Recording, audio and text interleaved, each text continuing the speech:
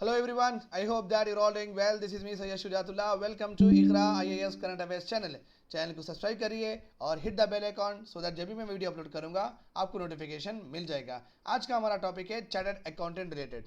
Okay, chartered accountant basically you know that इनके ये बहुत बड़ी ज़बरदस्त फील्ड होती है, प्रोफेशनल कोर्स कहलाया जाता है और यहाँ पे पैसे भी बहुत ज़्यादा मिंट करते हैं अगर कोई चार्टर्ड अकाउंटेंट बनते हैं। और ये पढ़ाई भी बहुत हार्ड ही है, 15 पेपर एक ही दम पास करो, नहीं तो अगर एक दो पेपर में जाते हैं तो फिर 15 पेपर पास करो। इस तरीके से very very difficult, very what task year ये पढ़ाई होती है, बट उसके फ्रूट्स भी उतने ही अच्छे होते हैं, right.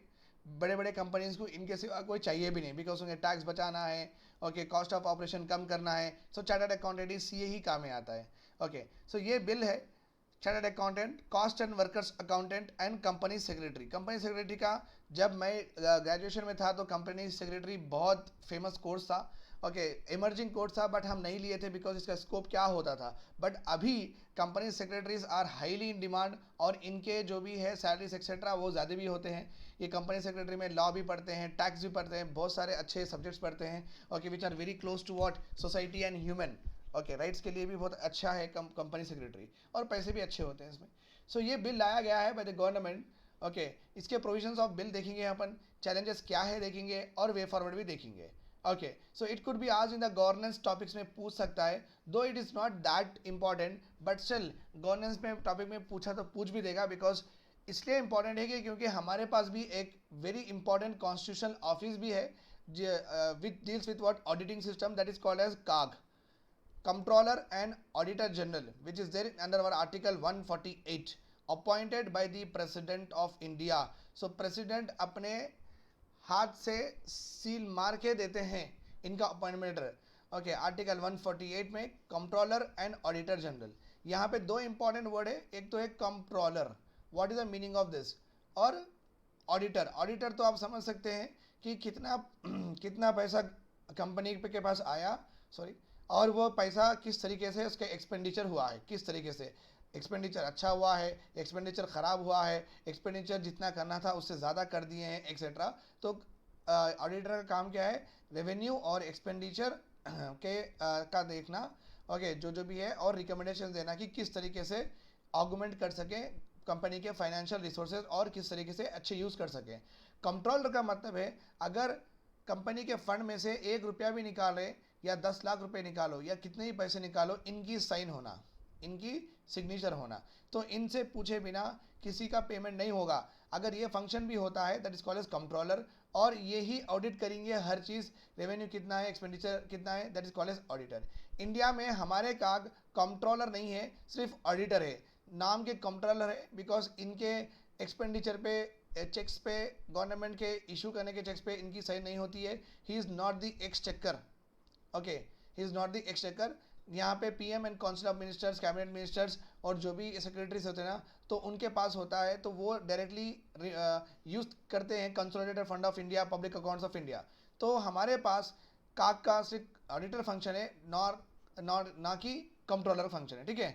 Remember this point. US में, अमेरिका में दो भी फंक्शन है काक के पास, ओके, वही कंट्रोलर है, वही ऑडिटर है। सो उनके साइन के बिना 1 रुपया भी अमेरिका में किसी को पेमेंट नहीं होगा, चाहे वो कंस्ट्रक्शन सेक्टर का कॉन्ट्रैक्टर हो, चाहे वो किसी और चीज़ के लिए गवर्नमेंट से पेमेंट ले रहा हो, उसमें साइन हमेशा होता है एक्सचेकर का। तो वेरी कॉमन है, जब जो पैसे देने वाला उसके पास और वही ऑडिट करने वाला है, तो इट्स वेरी इंपॉर्टेंट दैट कि आप समझ सकिए कि अगर आप पैसे मेरे को दे रहे हैं और आप ही ऑडिट कर रहे हैं, तो आप प्रॉपरली बहुत फाइन्यूट और बहुत माइन्यूट डिटेल्स में जाके मुझे पैसे पे करेंगे, right.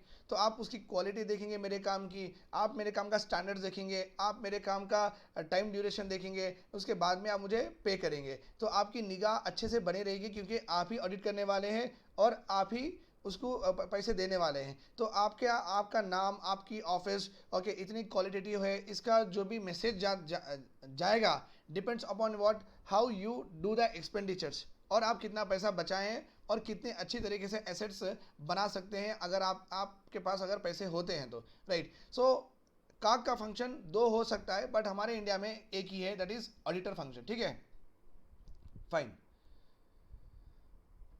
Late us go ahead. Why this bill, ये बिल इसलिए लाया गया है बिकॉज यू नो दैट हर कंपनीज, ओके, हर कंपनीज दे अपॉइंट व्हाट, पूरे they will appoint generally chartered accountant.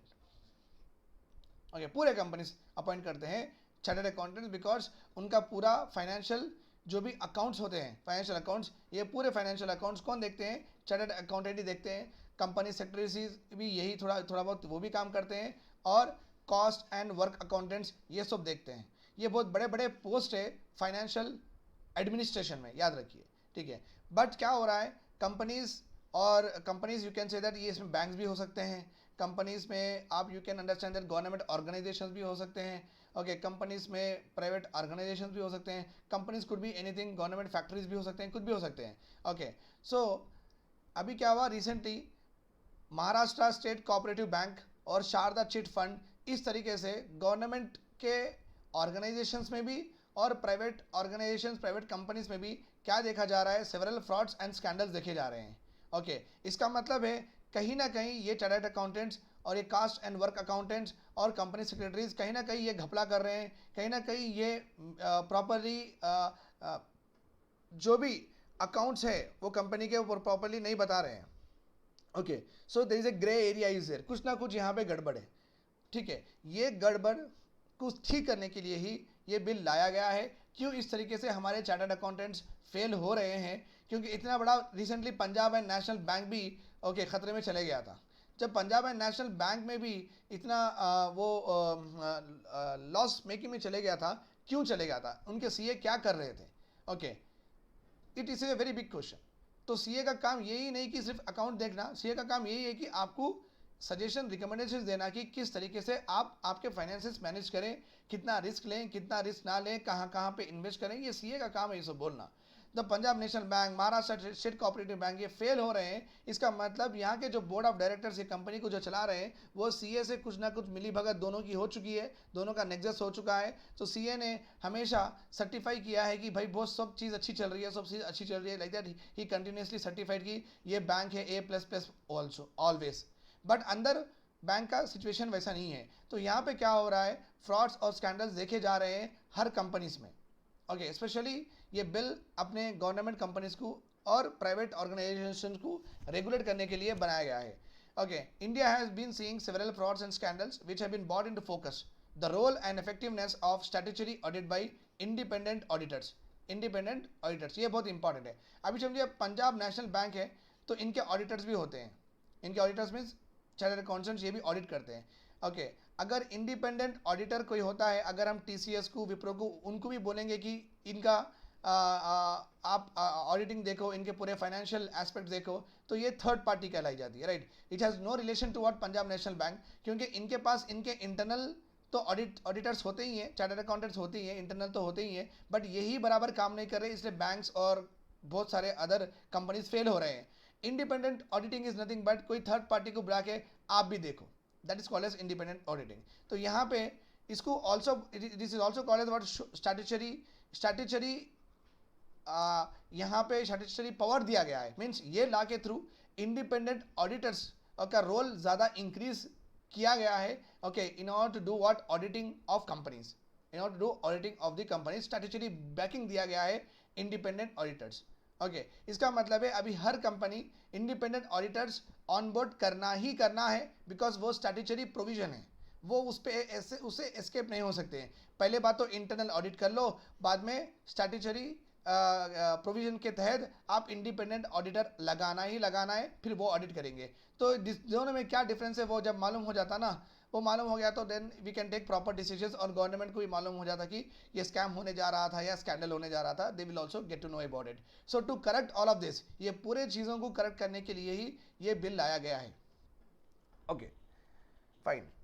इसका full form as I already told you many times, chartered accountants, CA means chartered accountant, Cost and Works Accountants and Company Secretaries Bill 2021 was passed by Lok Sabha, and with this bill 3 acts को amend कर चुके हैं हम।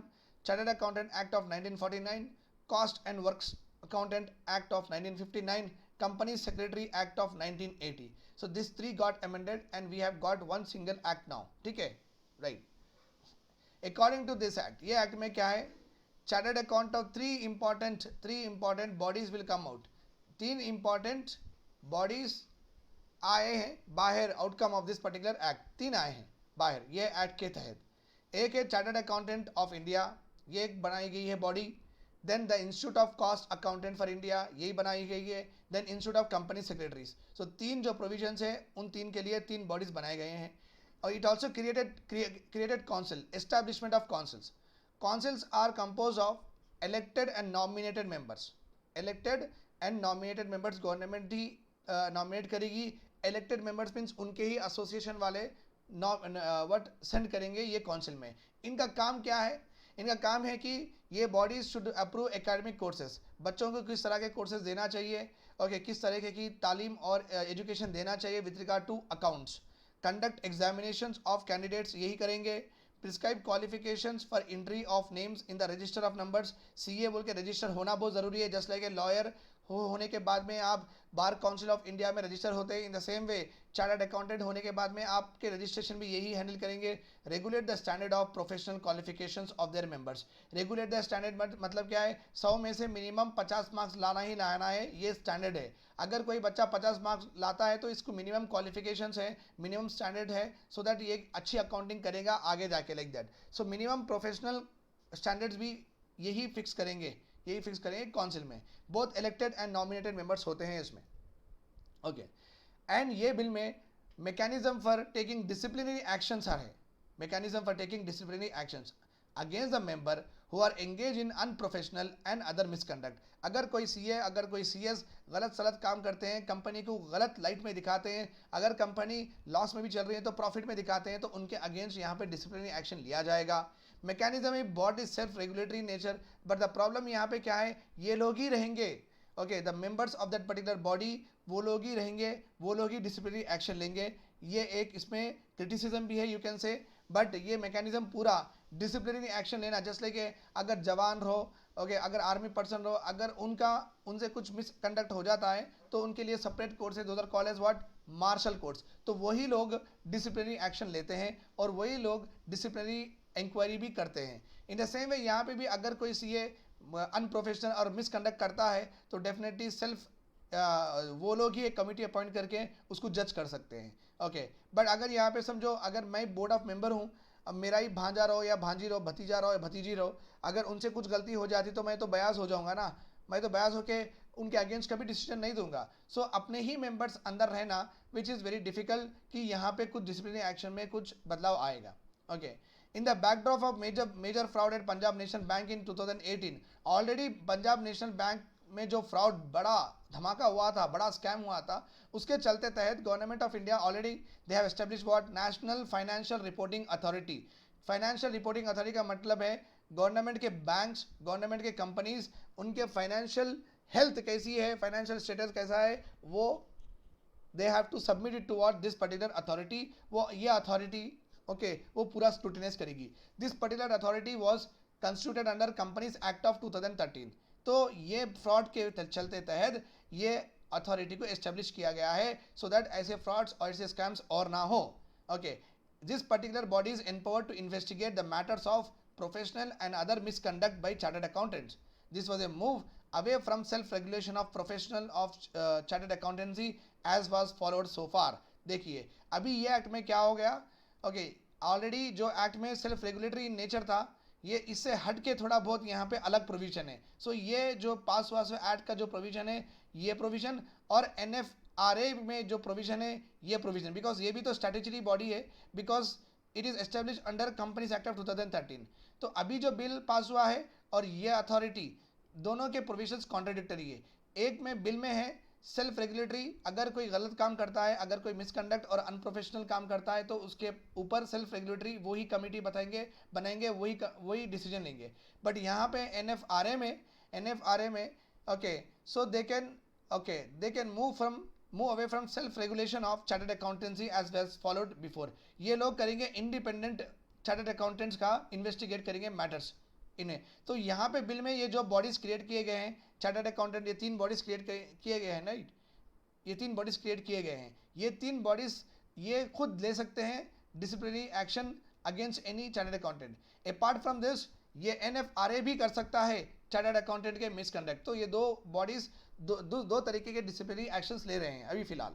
Okay, what is the objective of new bill? New bill का objective क्या है? पहली बात तो बिल इसलिए लाया गया है कि अकाउंटेबिलिटी हो, जो भी सीए, सीडब्ल्यूएस और सीएस जो भी गलत काम कर रहे हैं वो अकाउंटेबल हो, और उनके ऊपर डिसिप्लिनरी मैकेनिज्म स्टार्ट करके उन एक्शन लिया जाए, सो दैट इस तरीके के आगे जाके वो ना करें दूसरे चार्टर्ड अकाउंटेंट, और गलत सलत फाइनेंशियल अकाउंटिंग ना करें। So that is more important, independent registering firms and increasing penalties on them. So यहाँ पे ये मेन डिसिप्लिनरी एक्शंस में पेनल्टीज भी डाले जाते हैं, जो भी ऑडिट करते हैं उनके ऊपर पेनल्टीज मांगे जाते हैं, और ये मैकेनिज्म भी थोड़ा बहुत इंडिपेंडेंट किया गया है। और registering of firms, chartered accountant के जो फर्म्स होते हैं, जस्ट लाइक बहुत सारे फर्म्स होते हैं, 4-5 दोस्त मिलके एक फाइनेंशियल फर्म स्टार्ट कर सकते हैं चार्टर्ड अकाउंटेंट की, और वो फाइनेंशियल फर्म वो दे सकते हैं टाटा, विप्रो, डाबर वालों को वो दे सकते हैं फाइनेंशियल सर्विसेज। ओके, तो अभी रजिस्ट्रेशन और पेनल्टीज और इंडिपेंडेंट ऑडिटिंग, ये सब नए नए चीज़ लाए गए हैं इन द बिल। पहली बात डिसिप्लिन। ओके, इकाई, disciplinary committee and board of discipline will be chaired by non chartered accountants. अभी पहले तो क्या था, सेल्फ रेगुलेशन था, अभी ये बिल में क्या हो गया, चार्टर्ड अकाउंटेंट्स डिसिप्लिनरी कमिटी में नहीं रहेंगे। ओके, इंडिपेंडेंट नॉमिनेशन होगा मेंबर्स का, और वो चार्टर्ड अकाउंटेंट सही करे या गलत करे वो देखेंगे। And it is elected council member will no longer be in a majority in them. जो इलेक्ट किए गए मेंबर्स हैं वो मेजोरिटी में नहीं रहेंगे, जो नए नॉमिनेट करते हैं नॉन चार्टर्ड अकाउंटेंट्स वो मेजोरिटी में रहेंगे, और वो देखेंगे कि whether a particular CA is having misconduct और not. It provide time bound disposal of cases against the member. अगर कोई गलत काम करता है टाइम के अंदर, within the time frame, they have to give what, they have to dispose of the cases, judgement दे देना चाहिए, उसको लॉन्ग पेंडिंग नहीं करना चाहिए, राइट। गवर्नेंस एंड एडमिनिस्ट्रेशन में अगर हम देखें हैं, the term of ICAI council will be raise from 3 to 4 years। काउंसिल के बारे में ऑलरेडी मैं यहाँ पढ़ा दिया, यही काउंसिल की बात हो रही है, this council. Okay, this term of this council will be raise from 3 to 4 years। The number of consecutive terms for its elected members will be reduced to 2 from the current 3।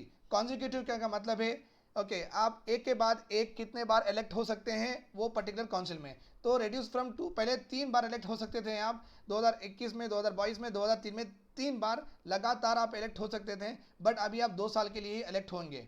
Okay, and इसकी एक secretary रहेगी, इकाई secretary will replace what, इकाई president. इकाई का president था पहले, अभी प्रेसिडेंट नहीं कहलाएंगे, अभी it will be, he will be called as what, he और she will be called as ICAI secretary, and he is going to perform executive functions, chief executive functions and which are given what in the act में जो भी functions है वो perform करेंगे। Okay, and ICAI will appoint his auditor, जो भी इकाई जो चीफ सेक्रेटरी है ये अपॉइंट करेंगे इनके ऑडिटर्स, इनके नीचे काम करने वाले बड़े बड़े ऑडिटर्स वो लेंगे, controller and auditor general of India, panel of CA firms. तो काक के जो पैनल होते हैं चार्टर्ड अकाउंटेंट्स, वहाँ से पिकअप करके ये अपॉइंट करेंगे। इसका मतलब इकाई में सेक्रेटरी के पास कुछ डिस्क्रिप्शन नहीं है कि वो किसी को भी अपॉइंट करे, वो उनको अपॉइंट करना पड़ेगा काक के ऑडिटर्स से ही, वो ग्रुप में से ही लेके। ओके, एक कोऑर्डिनेशन कमेटी बनाना बहुत जरूरी है। The bill provide for getting up of A coordination committee headed by secretary of ministry of corporate affairs. Okay, Secretary of Ministry of Corporate Affairs. It will have functions like quality improvement in academics, okay, coordinating, collaborating among the professions, okay, making recommendations on regulatory policies for the professions. So एक coordination committee बनाना बहुत ज़रूरी है। Corporate affairs का मतलब है corporate means any companies that are registered and what under what Factories Act of 1948, Companies Act of 1956 etc. Okay, तो ये ज़रूरी है कि Ministry of Corporate Affairs एक coordination committee between chartered accountants और फर्म्स और वो खुद ही, ये तीनों की कोऑर्डिनेशन कमेटी बनाना चाहिए, और किस तरीके से रेगुलेट करे पॉलिसीज, किस तरीके से चार्टर्ड अकाउंटेंट्स का जो भी प्रोफेशन है उसको प्रॉपरली डिसिप्लिन में लाए, स्ट्रेंथन करें, ओके, उसकी इनकी कैपेसिटी बिल्ड करें, ये पूरे रेगुलेटरी पॉलिसीज रिलेटेड रिकमेंडेशंस ये कोऑर्डिनेशन कमेटी से आ सकते हैं, और वो फ्यूचर में रिफॉर्म्स ला सकते हैं हम ये बिल में। Registration of firms must now register with the institutes. Okay, with this institute ICAI, the council must maintain a register of firms containing details including pendency of any actionable complaint or imposition of penalty. तो ये पूरा काम करना है, okay, with regard to this particular council. Penalties, the bill increases certain fines under the 3 acts.